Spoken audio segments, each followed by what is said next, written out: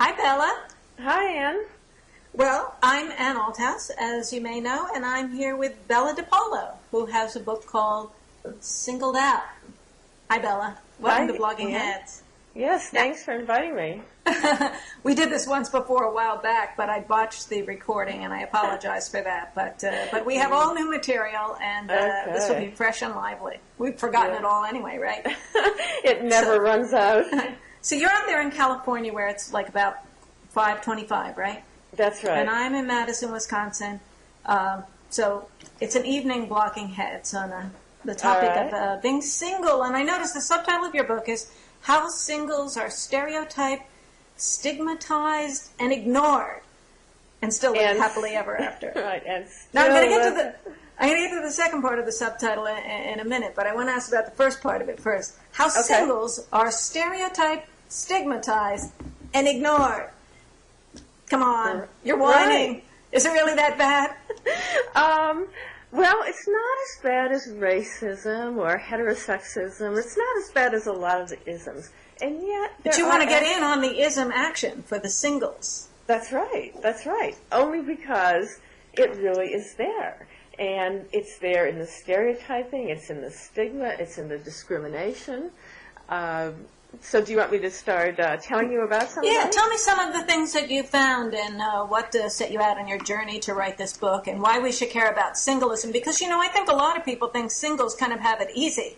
Yes. And they're sort of selfish bastards, and we're kind of enjoying ourselves, and it's the other people have taken on the serious work of the world. So why should we get any sympathy? We should maybe we should just shut up and enjoy our lucky lot. Yes, that's one of the myths that I take on and singled out. Well, I wrote this book in part because I've been single all my life. I'm 54 years old.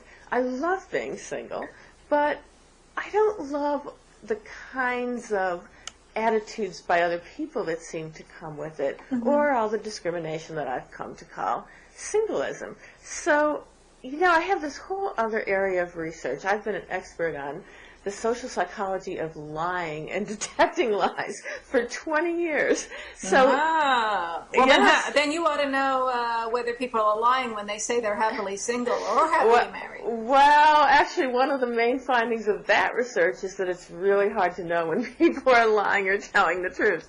They're all lying. Isn't the answer that they're all lying? Oh, yeah. I mean, I've done research where people keep diaries every day for a week of all the lies that they tell. And, yeah, everybody lies. And that's even just counting the ones they'll admit to. So yeah. But don't you think people particularly lie about being either happily married or happily single? I mean, both conditions lead you to lie, don't they? I think that if people were responding to these surveys based on how they thought they should answer, then that would prejudice the surveys in favor of saying that married people are happier. So it would give married people a boost because stereotypically it's the single people who are supposedly miserable and lonely. So, but it seems like you're trying to encourage single people to get in on the lying, right? And claim to be happy too. Really, we're all unhappy. I would like them to tell the truth about how happy they actually are. Because I think there are lots of single people who actually are happy and like being single, and maybe some of them don't even want to get married. But it's very hard for them to say so because there's such a pervasive belief that if you're single, you're dying to get married. So I started doing this research, and we did studies of how other people view single people, and we'd create these profiles of people who were single or married, and we'd say everything about them was exactly the same, except for one was described as single and the other was described as married. So they'd be the same. So these were fictional hypotheticals, and then people were asked to make a judgment about whether they were happy or not? Yes. So in the research I did, because I wanted to be systematic, that was all hypothetical. But then I took on, the popular culture and the political culture and looked at how real single people were discussed by other people and assumptions that were made about them and articles that were printed about them. So I did both ends of it. Now, are you mainly concerned with there being legal discrimination and policies in the government and so forth? Or are you mainly concerned with just how people perceive either their own lives or the lives of others? Everything. Everything. I started out because I was curious about the ways that the assumptions people seem to make about me and their behaviors toward me. So it started out at this very kind of interpersonal and personal way, but once I started getting into it and doing the research, then I discovered all these much more important ways in which people who are single are, I think, treated unfairly compared to people who are married. And so now let's look at it on this really government policy, legal level, because that's where I'm most skeptical, actually. What is the discrimination that you're actually seeing there? What are you counting as discrimination? Okay. One example is healthcare. So in the workplace, in a lot of workplaces, if you're married, you can put your spouse on your healthcare plan at a discounted rate. Well, I, as a single person, can't put a sibling or a nephew or a niece, or if my parents were still living. But married people can't put their siblings or nieces on either. Right, but they can put a person who is important to them, their spouse. And so they get a larger benefit. But by the same token, someone who has a chronic illness is getting a larger benefit. I mean, the employer takes you as it finds you. Right. And if it finds you married, then you get more. If it finds you with cancer, then you get more. That's just whatever condition you're in. I'm totally fine with the disability part. Another example is Social Security. So I might work side by side with a married colleague at the same job, at the same level of expertise, the same number of years, and when my married colleague dies, his Social Security goes to his spouse. When I die, mine goes back into the system. Well, I earned that money. But I don't see the problem there. I mean, isn't it all about whether you have dependents? You just don't have dependents. Now, obviously, I think there's a big problem because of you might have dependents in your larger extended family, but if you have dependents in the immediate family, then they get benefits. Otherwise, and if the system's solvency and the amount that we're paying into Social Security takes account of the fact that some people are getting a lot less, some people die younger, and so forth, we'd be paying a lot more into it if the rules were different. So it's just a system that's taking people as it finds them. Well, but see, some of the people who can get Social Security at my expense are spouses who never work, who don't have kids, don't have elderly that they're caring for, and they have a spouse who works. So when their spouse retires, when their spouse dies, they get that Social Security benefit. And yet there's no one who can give me their benefit, and I can't give my benefit to anyone, and I'm the one who's worked for decades. Well, do you think that all of these single people with these unused benefits ought to be marrying people just out of pragmatic advantage taking? Like, I've often thought, I'm single. I used to be married, but I'm single now. And I have this, I have great health care at the University of Wisconsin and a great pension and so on. And I've often thought, I ought to just charitably marry somebody just so that I can take advantage. Like, why shouldn't I find somebody who has a terrible problem with their health, cancer and needs an operation or something like that, and just marry them to be nice, and then they could get their operation paper because I have this unused benefit. Do you think that we should be doing that? Some same-sex marriage has sometimes been described like that what they want is, what some want is the validation and so forth, but other people say, look, I want the benefits. So that's why I want access to marriage. Yeah.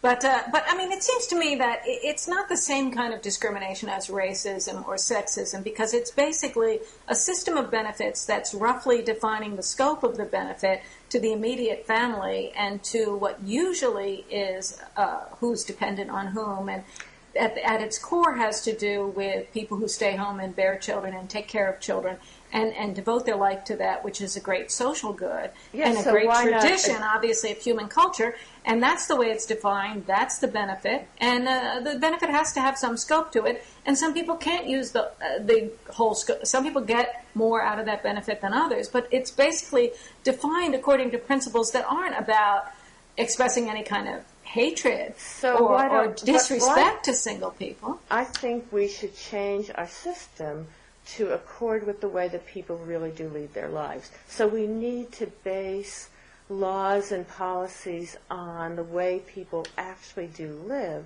and to create them in ways that address people's actual needs.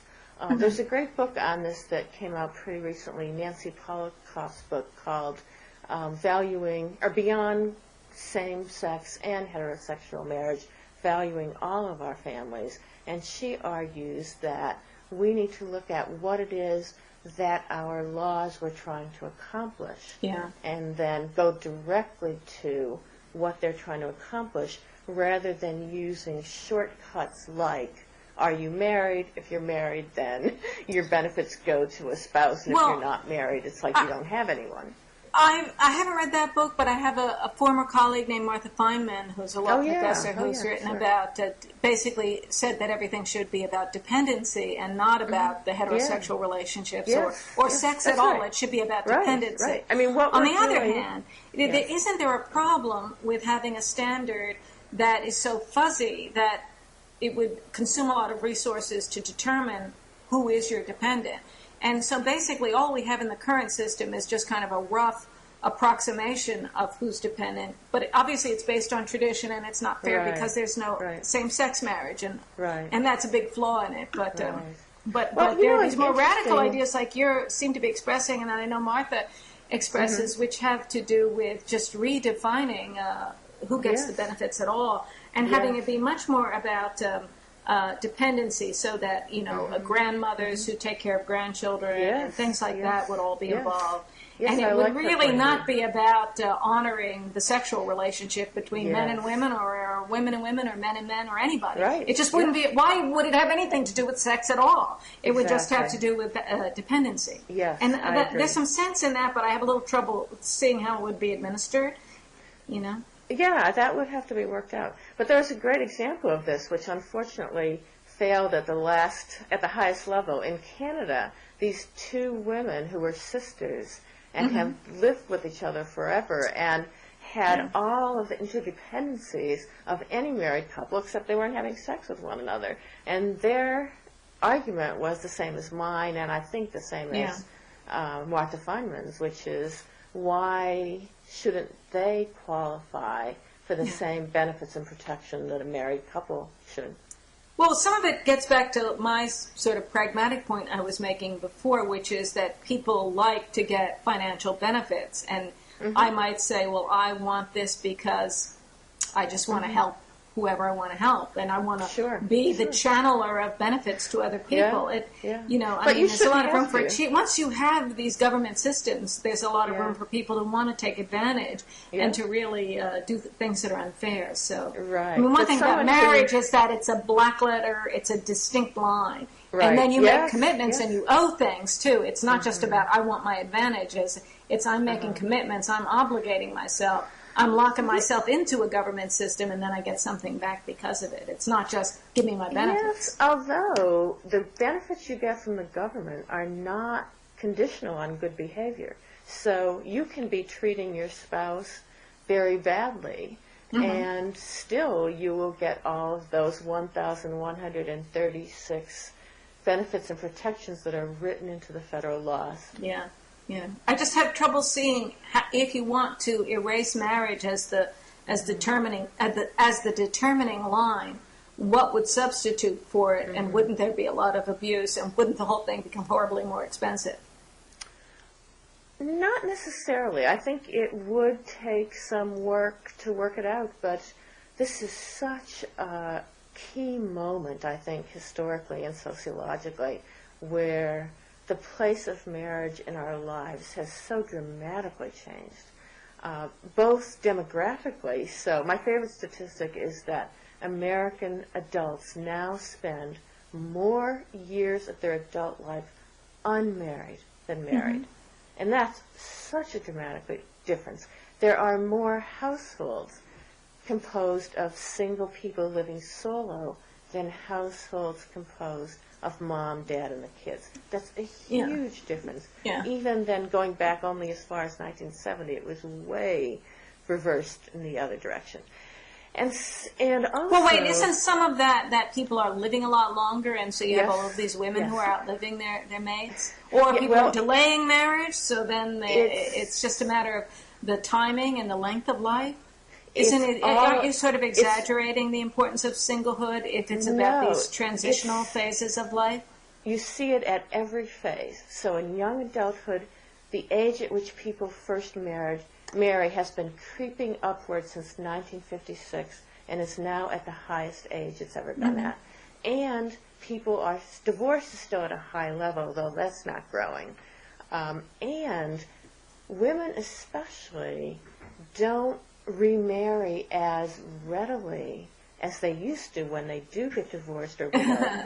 And when they do, often there are more years in between the first marriage and the second, or the second and the third, than there used to be. So at every point in the adult lifespan, there are more single people. So so what? I mean, why does that mean that the government policy should be any different? It just means that women are independent in various long periods of their lives, and so what? So we're on our own.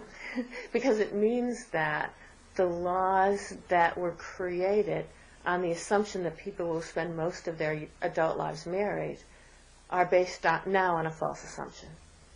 But why isn't that a good thing? I mean, why isn't the fact that people are independent and on their own more of their lives and they're getting less government benefits, why shouldn't we celebrate that as opposed to try to find ways to give more benefits to more people? I mean, it seems like, I think why it should are you be trying both. to cut more? I think it should be celebrated, but there should still be protections and there should still be fairness. Well, I'm just having, I mean, the argument that you need to make is that you need to make people see that there's something unfair about it as opposed to feel threatened, as I do. That if the lines were moved around, it would be much more costly and unnecessary and there'd be more cheating. Not necessarily, because we could make it about dependence. And so all of these marriages that involve two totally healthy, capable people, those two people don't need to be drawing benefits to help the other one when the other one doesn't need any help. So it's about actual dependence rather than an assumption of dependence that is a relic of the way we used to be, but we no longer are. Well, I'm dubious about whether these things could be improved, and whether about there being somewhere other than the crisp line here. I mean, what's really outrageous about anything that's occurring now? Why should people be upset? That you might have less access to health care simply because you're not married. In other words, you might have a sister who has health care and is not giving it to a family, and why couldn't she channel it over to you? I mean, for example, I'm single, and if I have an adult son who isn't covered by employer health care, I would love to be able to channel that to my adult son. Okay, well, then I start to like it more if I could get it myself. But But these benefits all become more costly if people can spread them around more, I guess. Well, is what I'm concerned. I mean, you also have stuff about... genuine dependence. Yeah. You also have things about tax. And I don't know that I bought the argument that the tax system is unfair to single people. I thought there was a marriage penalty. No, there's not. There's a marriage penalty if both work. Okay, let me take you through how I discovered this. That's what I thought too. So I started looking up the actual numbers, and this was for the year 2005, which was what was available when I was writing the book. And I looked at, okay, if I report a taxable income of, say, $50,000, and a married couple files jointly and reports a taxable income of $50,000, who pays more? Well, I do, but $50,000. Well, that's because you've got, there are two people with 25 and 25, and people who make at the level of 25 pay a much lower rate. And in fact, if that married couple were single and they each made 25, they would pay a lot less than the married couple who has 25 and 25. So it's all a matter of how you look at it. No, not quite. So that's what you just described in general terms is what the tax policy is about. It's not comparing married to single. If you compared married to single, it's more households. always pay more at every single level. If you compare, as you were just saying, a couple who is married and filing jointly to a couple who's not married, pulls all their resources, then does the married couple pay more? Well, more than half the time, the answer is still no. Well, it depends on if they have similar incomes. Yes. The more egalitarian the marriage is, the more likely they're going to pay the marriage penalty. Well, in 2005, even a joint income of $100,000 wasn't enough to incur a marriage penalty. You had to get up to, I think, $200,000 or something like that. Really? So the level They've at corrected which that since I was married then, because we used to pay a lot more because we were married. It was very frustrating to make not all that much money. You probably had a good salary. But No. Even when we weren't making that much money, we paid more for being married. That was in the 70s and early 80s. Well, statistically, the number of couples who, by getting married, get a marriage penalty is smaller than the number of couples who, by getting married, get a marriage benefit. So statistically, it is more likely that you get a benefit than you get a penalty. I think part of that is that they've tried to correct the problem that a lot of people complained about. They don't want to have a disincentive to people getting married. But another thing is that if the couple adopts a traditional lifestyle and the woman stays home with the children, then the tax system benefits them. And so there's a deterrent to the woman working and making her income because so much of it will be taken out in taxes. But it used to be worse than it is now. Yeah, I think taxes should be based on individuals. Each individual is taxed based on their individual status. And that's how it is in most industrialized countries. Yeah, I mean, I agree, but I think there is this problem of pooled income in a household, and yet if you have two gay people who live together or two roommates who live together, they're pooling their resources, or, a grandmother and a well, there's some head of the household stuff that evens some of that out, but it's very hard to do that. Yeah. Anyway, let me move us on to this other subject of just culturally, whether there's this disrespect or I mean, when you talk about racism or sexism, but really racism, you're talking about actual hatred. You're talking about bigotry and contempt and real oppression of people. Right. There's nothing like that for singles, is there? It's just a little bit of social pressure. It's dismissiveness. It's treating your single people's lives as if they have no meaning or value. I love taking examples from politics, and you see this on both sides of the aisle, both single Democrats who have achieved a great deal and single Republicans who have achieved a great deal are treated amazingly dismissively and demeaningly. Now, who are you thinking of particularly? Ralph Nader is one. Yes, Ralph Nader. And Condi Rice. And Condi Rice, exactly. So in 2004, Ralph Nader was on Chris Matthews' Hardball show. And this was when, before they realized that in 2004 Nader wasn't going to make that much of a difference. They were worried about him because of what happened in 2000. So Chris Matthews starts going after Ralph Nader and saying, well, you're not married. You've never had kids. You can't possibly be as mature or responsible as George Bush. He called him immature. And, here's George Bush who's, by his own self-description has been a drunk until age 40. And Ralph Nader, on the other hand, has been, reading the congressional record at age 14 and I'm surprised because isn't Chris Matthews a Catholic? What about all the priests and nuns? What about the Pope? These people are all unmarried, and the idea is that it's a higher calling to not marry. Yes, isn't that interesting? And that's That's the way that actual aspect actually had more prominence societally. Why isn't staying single and pursuing your work seen as the highest calling? I mean, certainly in the New Testament, there's material like that. That St. Paul said that it would be better not to marry, that it would be better to devote yourself to your work. Yeah, obviously, that has its requirements in the priesthood.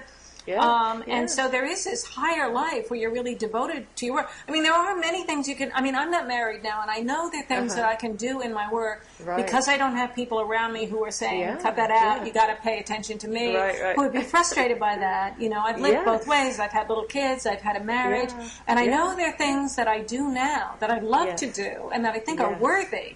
That I know that if I had people in my house looking at me, they would tell me I can't do that. That's not an acceptable way to live. And I really value being able to do these things now. Yes, and I think that someone like Condi Rice, you know, regardless of what you think of her policies or anything else politically, I like her. If you say objectively, what has she accomplished? Was being the provost at Stanford and the National Security Agency and, you know, now her position. I mean, it's just amazing. Well, you know, there was that time when she slipped and referred to Bush as her husband. That was seen as so meaning. Well, you know, but doesn't that say something that we have to pay attention to? That you could be completely accomplished, but if you have no family life, if you have, now, obviously, you said in your book, obviously she does have a family. She had her parents, although they had died, so she's an orphan, if we can say that about an adult.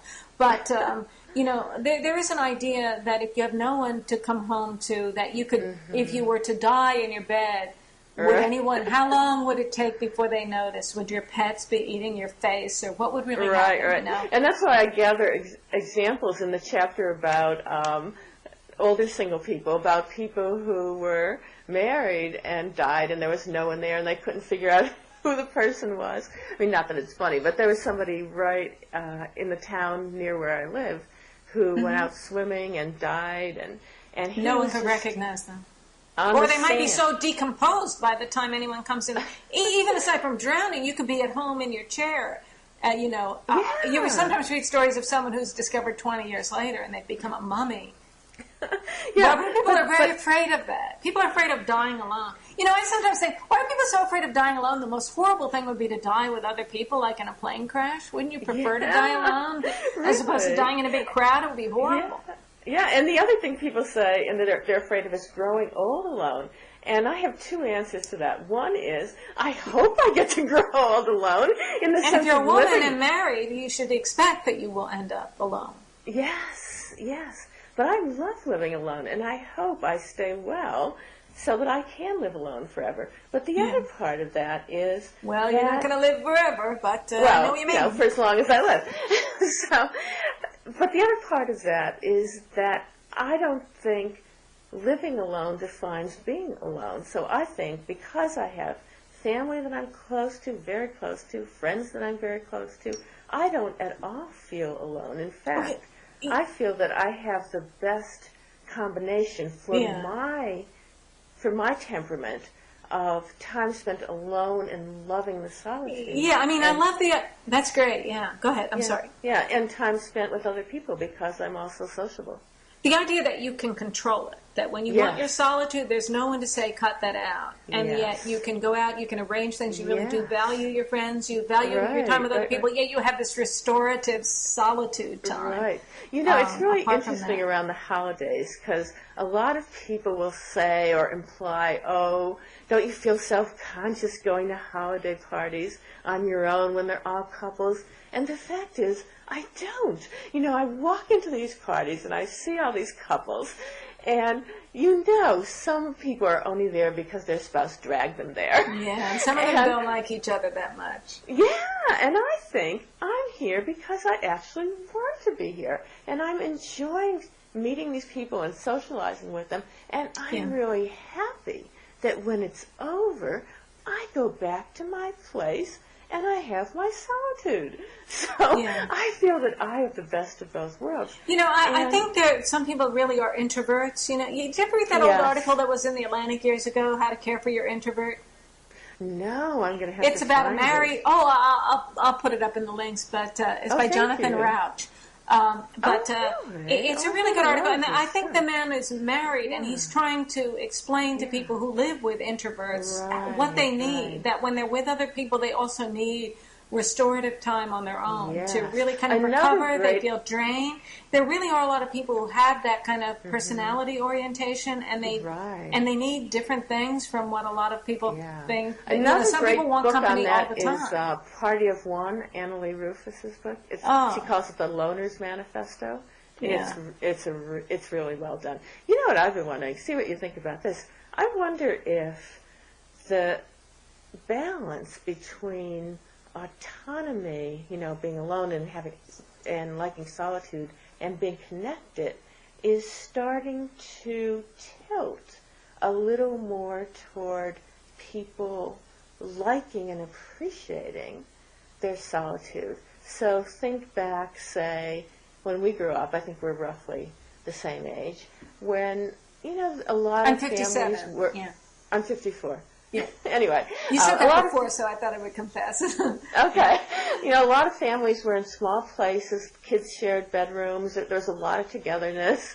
And now we're spending more of our lives on our own. Even when we're together in family households, it's more often among the families who have the resources for it that the kids have each of them has their own room, and they're watching their own television shows, and I kind of think so it you kind think of it's culture. I was thinking that it might be actually genetic and have something to do with the occurrence of autism at greater rates, that we're actually changing at a genetic level because more people who are introverts are at the academic level, meeting each other, marrying, producing children, and that there's actually a change in the human brain over time, and that there are more of us who are introverted who need this separate time, and there's some of us that actually want it all the time. Yeah, I don't know if it has to do with autism, but I think the genetic... Well, there's a greater incidence of autism. Yes, there is. And there is also a greater incidence of people who are introverted and want a lot of time on their own, or who feel they need restorative time when they've been at parties and things like that. But I don't know. I'm just speculating. Yeah. There is a greater incidence of autism. It may just be more of it is diagnosed. Yes, but you were suggesting that it had to do with environment. I'm just saying I thought it might have to do with who's marrying whom and their offspring and the genetic. Yeah. I was thinking more in terms of the cultural, but that's interesting. There may be a genetic part of it too. It might not be a good thing. If we think overall of sort of Darwinism and evolution and the survival of the human race, don't we need to encourage these couples to form? One of the things that, we first got connected when I wrote up kind of a mean blog post about your book, which and I'm sorry I was mean to you, but it's okay. It's part of the blog. I sort of had the idea that there really needs to be propaganda in favor of marriage in the culture, because if we don't get together as married couples and produce offspring, somebody else will. And we will just die out. We're just dinosaurs. The key part of that is not marriage, it's the offspring. Yeah. And what's important is... But you define, in your book, you define single as, you count people as being unsingle if they're just in committed relationships. So it's not about whether they marry or not, right? No, I make two distinctions. One is legally single, and the other is socially single. So legally is... very simple. Does the law consider you married or not? And that's very important for all the reasons we were discussing up front about the legal But if you put those things over to the side and talk about these social things and cultural things, then it doesn't matter. I separate marriage or coupling from parenting. And I think what's important for kids is to have good parenting and to have stable relationships. Now, having a traditional mom and dad who are married can be a very good, stable, good way to raise kids. But I don't think it's the only good, stable way to raise kids. But but there is a norm. There is a core idea that it's not a tragedy if you don't have it. But there is a core idea that your biological parents would be in a permanent, stable, loving relationship, and they would be there for you. after you were born. Yeah, and for your whole... and I didn't know what the real data were when I first started working on this, because like I said, I had a whole different area of interest. And so I started doing a lot of research and actually reading the actual studies and the numbers on single parenting and different kinds of family forms. Mm-hmm.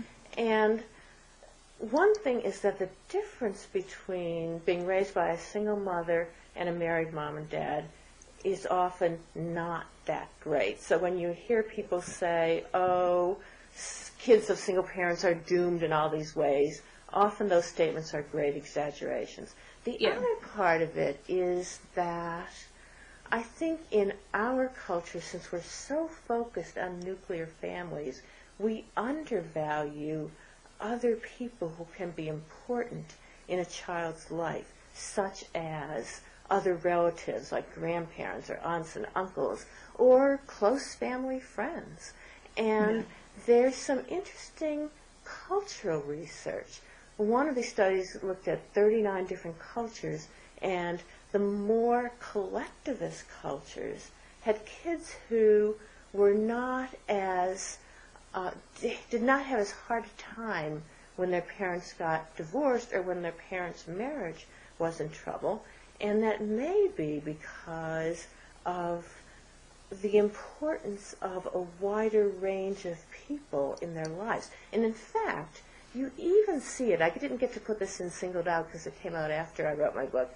Mm-hmm. But even in reading scores, if you look at some cultures where they're more collectivists and, you know, extended family is more important. Like, what cultures are you talking about?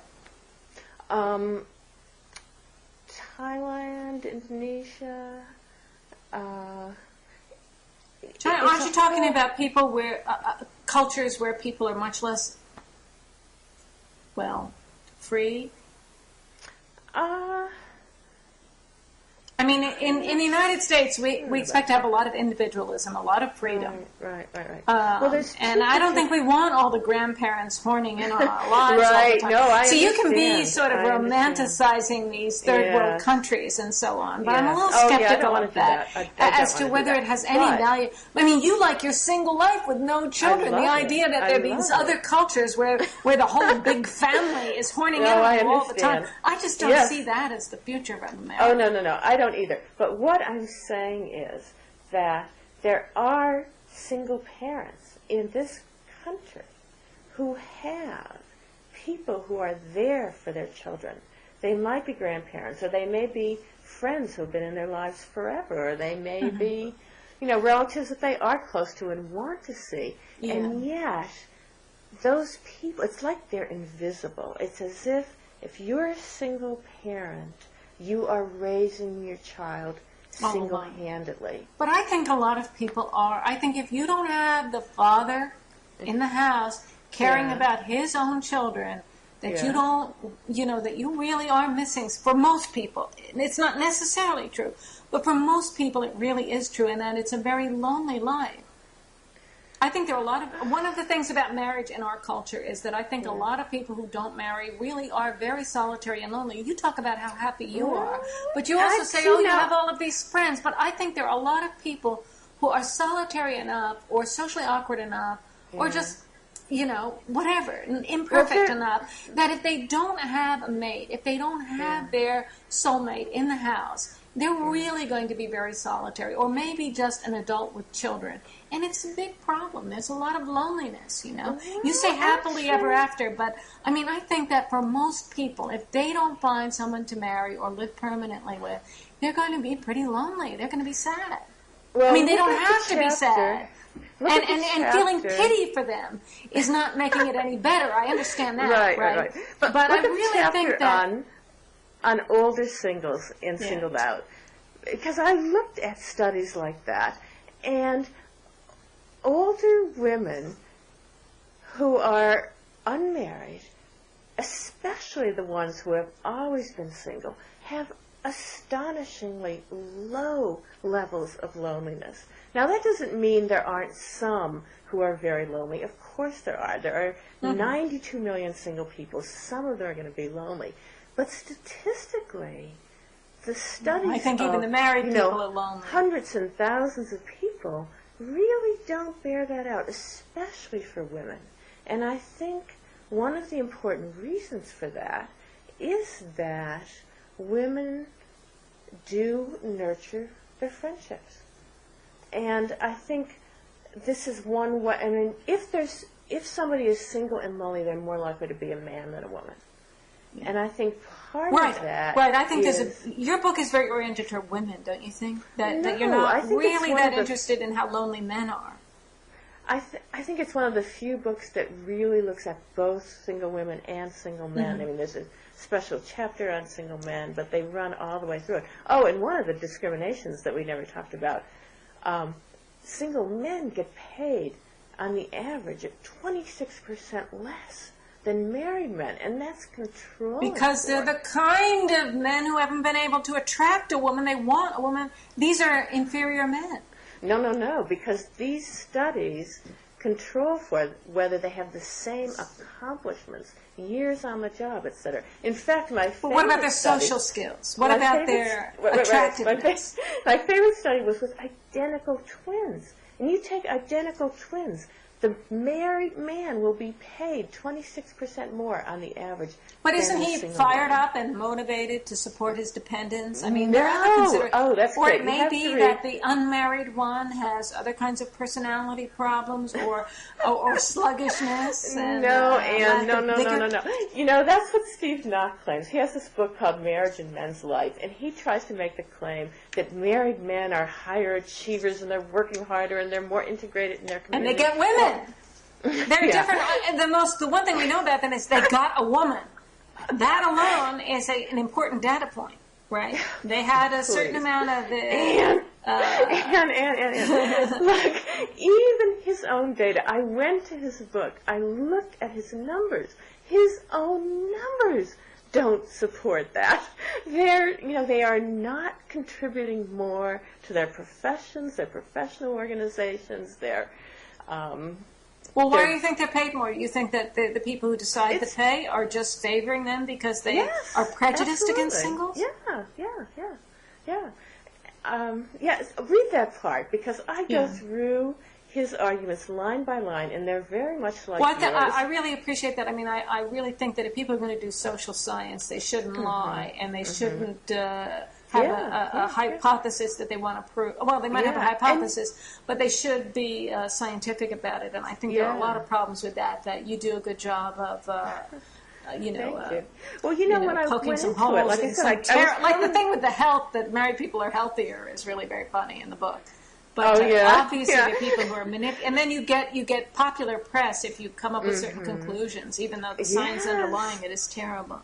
Yeah, and some of the good things that are happening is that people are starting to speak out now. So this one time, after my book came out, a reporter wanted to do a story saying that married people are healthier, and he sent out an email to a bunch of single people he knew saying he wanted to talk to single people who felt like they were always sick. And this is going to be his way of illustrating his story that married people are healthier. Well, it turns out that several of those people who I didn't know but had read my book, they forwarded his email to me. So I started, and then they wrote him nasty emails back, and then somebody else who I didn't even know was doing this sent a letter to the editor that got published. So at least there's some enlightenment happening where people are starting to say, now wait a minute, let's do this fairly. If we're going to talk about scientists that you've attacked, we have to talk about the fact that you attacked Bob Wright, our mentor, our leader at Blogging Heads. Absolutely. Now, did you read that Bob closely?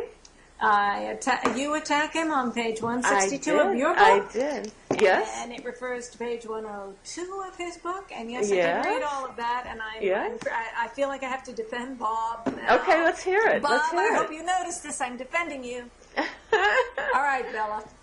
Let's hear it. What's your defense? Well, let's hear what your attack on Bob, and then Oh, well, he's saying that. Okay, what page did you say that's on? In my book? 162 in your book. 62? 162. Oh, okay.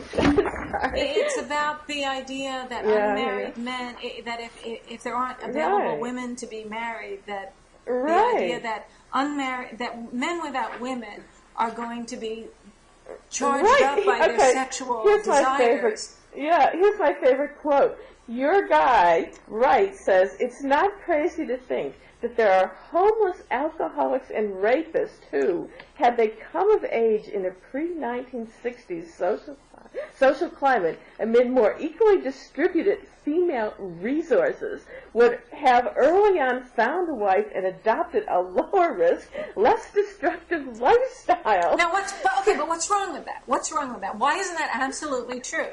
I mean, because it's like you're saying, a man can walk up the aisle, a homeless, alcoholic, drug-addicted, woman-groping, thief, rapist, and murderer, pause at the altar long enough to say I do, and return an upstanding citizen and CEO. No, here's the point. It's that all men we're animals, right? We live in nature. We can't pretend that we're some kind of sublime angels. We are evolved. We are animals. We have a biological drive. Men have the men who have lived, who have evolved to be here today, who have survived over time. They have a desire to mate. They feel driven to that. Right. And to the point of murdering the competition. No, all he's saying is that, so there is this drive in the male, and that drive will be expressed one way or another. If he never gets the woman, then he will do destructive things in society. If he gets to the woman, if women are available, then he will be satisfied in that urge, and his destructive impulses will not be expressed in socially destructive ways. He's not saying that there's some loser men who women could magically transform. He's saying that all men presumably have this a quality that they've evolved to have, which is a desire that is at an animal level, that's beyond civilization, and it will be expressed in a destructive way if there aren't women for them to find satisfaction in. He's not saying that women should therefore be used by society to calm the man, to tame the man.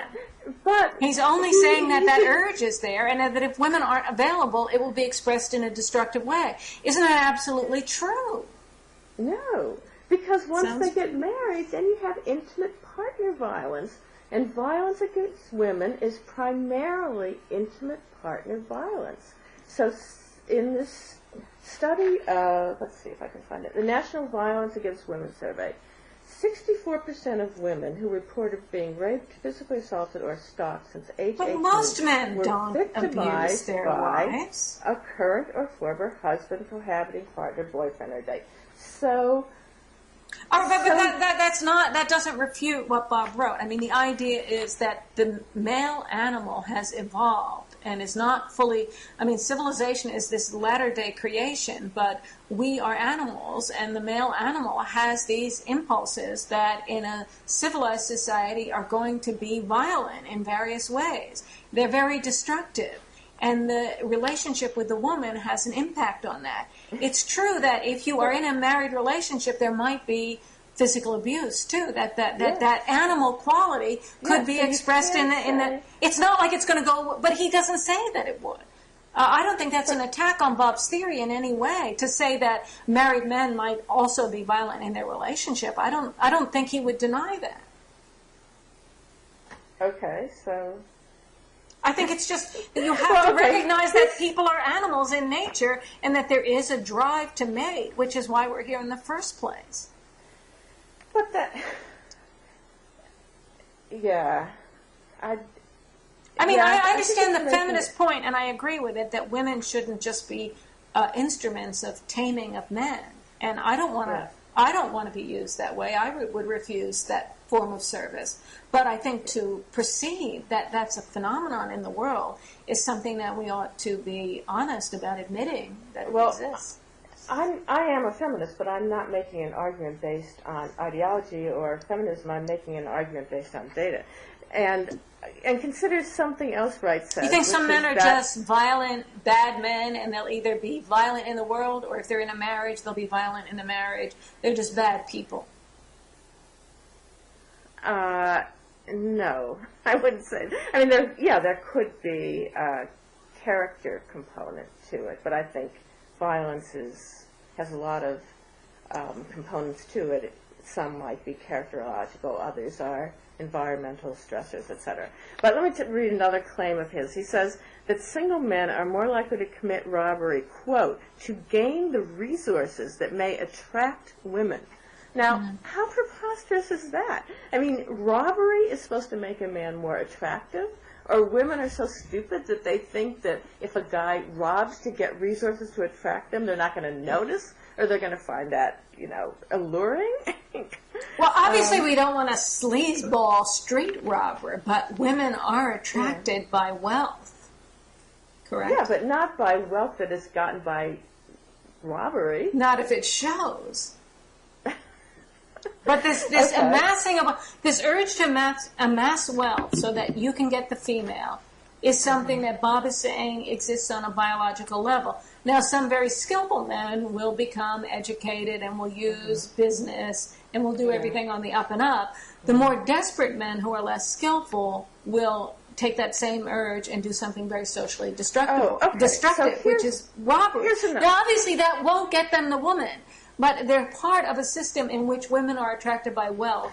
And so the idea is that the lower level men who are on the outs when it comes to women, because these more successful men are serially taking younger and younger women and decreasing the pool of feminine availability. Okay, here's the study that I think is most relevant. It started with delinquents, guys who are delinquents or not, starting at age 14, and followed them to see if they married or didn't marry. So the direct test is, did the ones who got married, did they become less delinquent, more, civilized, to use a crude term? And the answer was yes, if it was a good marriage. And if not, they got even worse. So what I'm objecting to is this very simplistic, and I'm not saying Bob necessarily. Yeah, I'm going to agree with you. I think Bob would agree with you on that point. That to encourage marriage overall, just marriage, marry them up, pair people up. I think they need to be good marriages, and that you're right about that. I would bet that Bob would agree about that also. Yes. Okay. Yay. Okay. What else do you object to? No, I just wanted to defend Bob against your attack. No, I'm glad you did. I was waiting for you to bring it up last time. I didn't. I didn't get to that. I'm glad I got to that this time. Yeah. So I was going to let's see if there's other things you wish you would get to. Let's see what else I have in my notes. I have my notes that a word that doesn't appear in your index is celibacy. Okay. You don't talk about celibacy. You don't talk about the people who are single and not having sex. You seem to assume that these singles are just finding alternate ways to completely express themselves. I think that's a little rose-colored.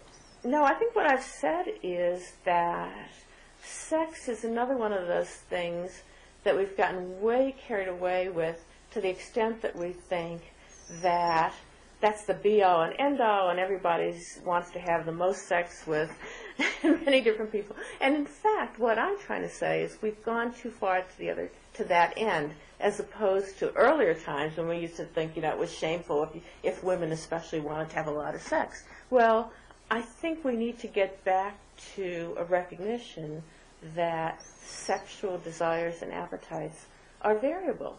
And some people want a lot of variety, some people don't, and that single people could be any one of those kinds of people. But isn't it true that women basically want sex in a committed, loving relationship, and that if you don't really pair up, if you do stay single, that is often going to involve celibacy? It will sometimes, but I think what that argument misses, or what it sort of assumes, is that on the other end are two married people who are having exactly the right amount and kind of sex that each of them individually most prefers. And anyone who has spent time as a therapist, and I'm not one such person, but would know that marriage is not the magical solution to getting exactly the amount and kind of sex that you want. Oh, yeah, I'm sure that's true, but I think that for a lot of women, if they're not married, it's going to mean that they're going to have a celibate life, don't you think?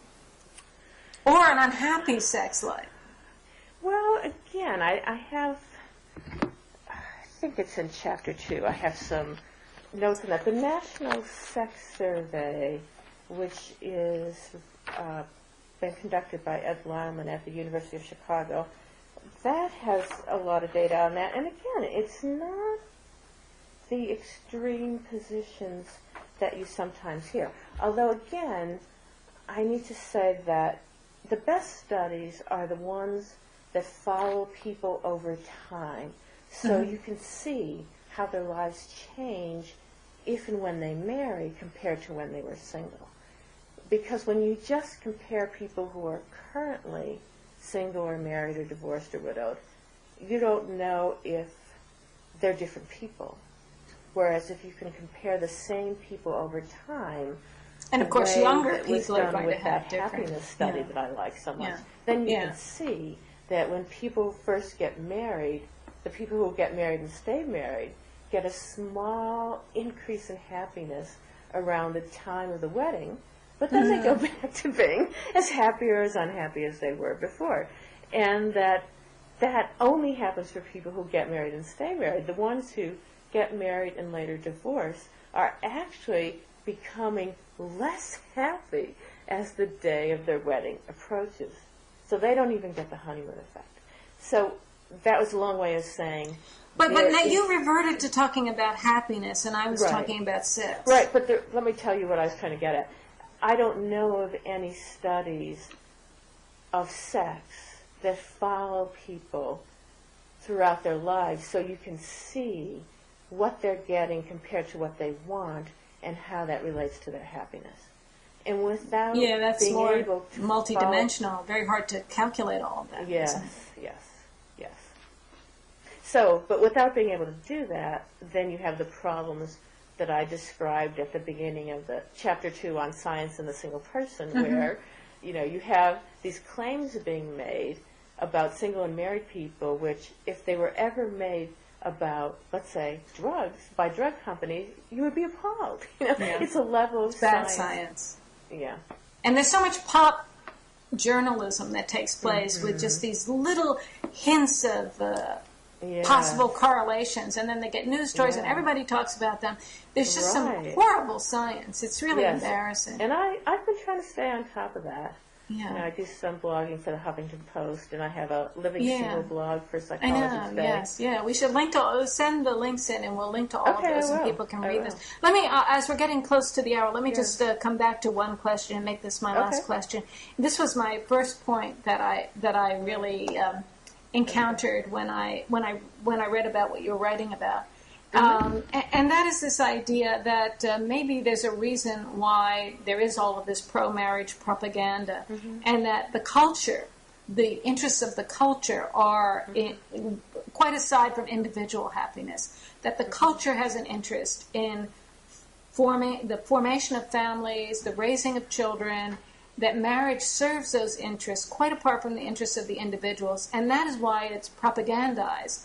And there doesn't need to be any propaganda for singlehood, because society doesn't need us to do that. And in fact, there are the joys of singlehood that you talk about that I agree about. There are ways of being happy living a selfish, solitary life. Okay. But the reason that doesn't get out is because we don't want people to do that. We don't want people to know that. It's better that some of us find that out and pursue our happiness in secret. But the propaganda should flow toward trying to get people to serve the interests of the culture. And that's why that happens. It's not about hating the single people or anything like that. Okay. It's about where the social needs are. And the children's needs are. Ways to raise children effectively and wonderfully. So I totally agree with that. But here's two more pieces of research that were not out when I wrote Singled Out. National surveys, several of them, show that the people who are really holding communities together and forging and maintaining these intergenerational ties are more likely to be single than married. So the people who are more likely to be helping, contacting, staying in touch with friends, neighbors, parents, siblings, they are more likely to be single than married. And in fact, Naomi Gerstel has a series of papers on this, and she calls it greedy marriage. And it's a notion that is very much in Singled Out, although I don't use that phrase. But what it's saying is that we've come to practice a kind of coupling that I think of as intensive coupling and intensive nuclear family practices, where we're just so focused on this one other person or this small nuclear family that we've actually, married people especially, don't have the connections to communities and generations that some single people are actually maintaining. So in that way, singles are actually more selfless and more of the connectors. But would you say, I mean, that's nice that that happens, but would you say that that phenomenon is strong enough that you would want to actually encourage people to remain single so that they could serve that? I mean, if your view was what will help society, what would you encourage? I'm not against marriage or coupling. I'm against the stigmatizing of people who are single. And I'm very much against the stigmatizing of the children of single parents. Yeah. Yeah. I mean, I certainly agree with that. I mean, it seems to me that there's a lot in this happiness idea of what other people think of you. And there's an idea that you have, which is, I just don't want you to pity me. I don't want you to think that I'm unhappy because I'm single. And, of course, married people don't want to be thought that they must be unhappy because they're married. Right. I mean, nobody wants other people to think that they must be unhappy. Yeah. You know, it's our little, if we are unhappy, we want it to be a secret. Right. That's right. Yeah, it's funny. It's like one of the most important resources now in contemporary American society is happiness. And if you want to insult someone, tell them they're not happy. Yeah, but that's why this is back to your original topic of lying. I think everybody's lying. I think they're all lying. Yeah. Well, okay. Hey, we hit the 1 hour point, so. All right. Well, I enjoyed it. I enjoyed talking to you. Okay, maybe thanks, we should close up then, and everybody should. Let me give one more plug for your book. It's called Singled Out, Bella DePaulo. Interesting book about being single. And there's also Bob Wright's wonderful book, The Moral Animal. You want to get that book too? Bob's book. Okay. It's a great book. Okay? So we'll close up the old video now then, okay? Okay, thanks. Okay, nice Bye. talking to you. Bye-bye. Bye.